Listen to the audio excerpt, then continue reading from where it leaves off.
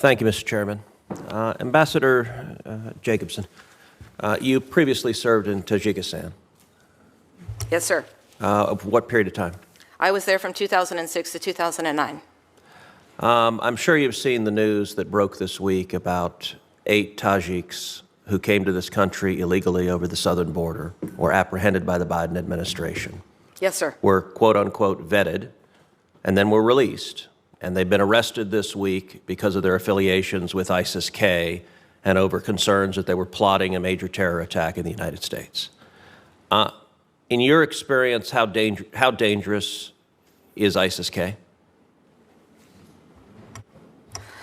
ISIS-K remains a threat both in the region to which I've been nominated and into the world, and also to our homeland. And I, if confirmed, would sort of welcome the opportunity to further discuss how we can combat this sort of terrorist threat.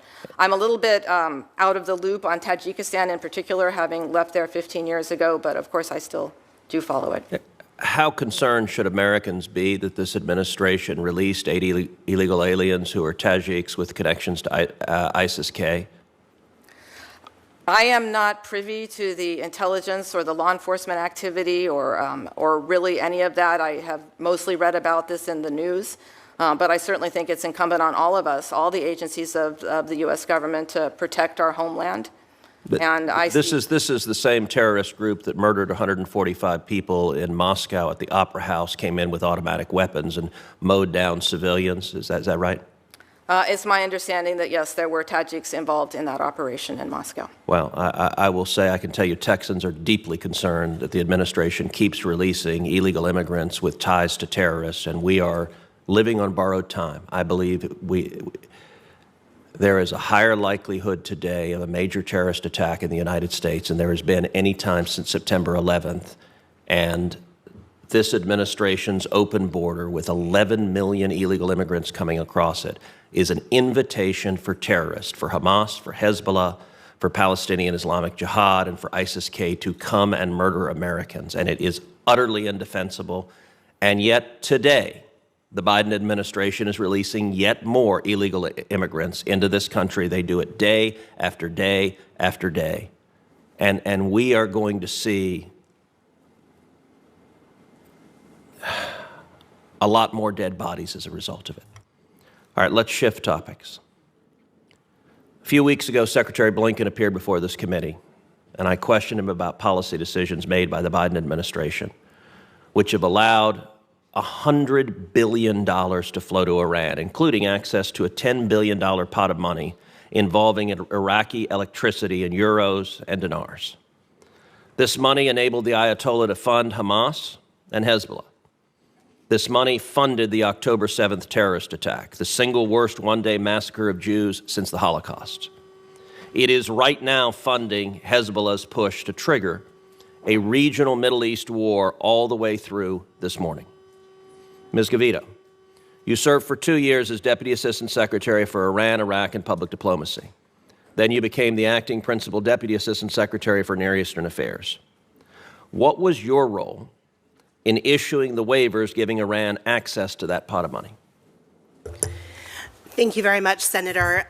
With regard to the $6 billion in question, the $10 billion, not the $6 billion in ransom. That's another problematic decision. Apologies.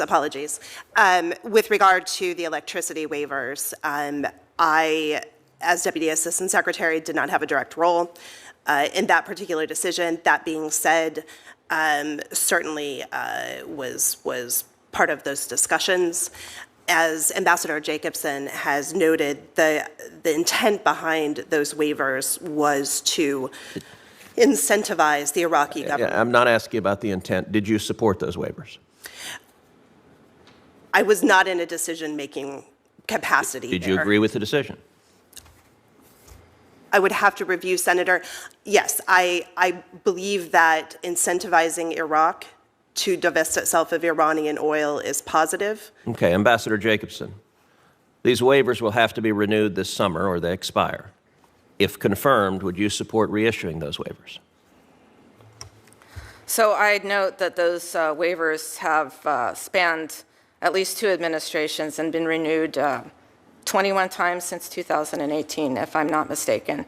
I take heart from the commitment of the government of Iraq to achieve energy independence by 2030. That's not an answer to the question. Would you support reissuing those waivers? Well, I don't think it would be up to me, and I would be more than interested in serving as part of the conversation. There is a consistent pattern in this administration of giving money to theocratic lunatics who want to murder us. $100 billion to the Ayatollah Khamenei is the single most catastrophic foreign policy decision of this administration.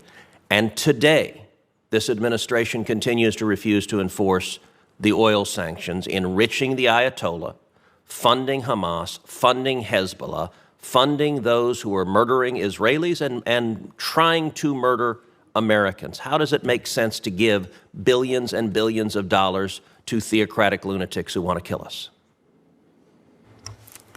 Thank you for that question, Senator. I personally am very clear-eyed about the Iranian threat. I think I shared with you, and I'll share with others, that I have been myself on the receiving end of Iranian death threat information, including during my time in Ashgabat when President Niyazov used to remind me that the Iranians had a missile pointed at my bedroom.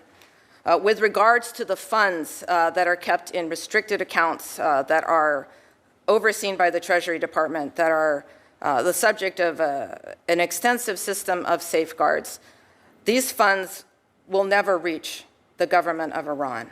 These funds have to stay overseas, and they have to be used for humanitarian purposes. You could ask, doesn't that mean that it frees up money for their massive terrorism campaigns, which of course are heinous? And I would argue that Iran, unfortunately, is always going to focus on destabilizing activity over supporting the humanitarian needs of its own people. With regards to the sanctions, the administration hasn't lifted any sanctions, and as far as I know, it's implemented another 700 sanctions. But it refuses to enforce them. My time's expired, but the results are indisputable. And Iran has gone from selling 300,000 barrels a day of oil to selling 2 million barrels of oil a day. That is funding this war of terror against us. Thank you very much, Senator Cruz.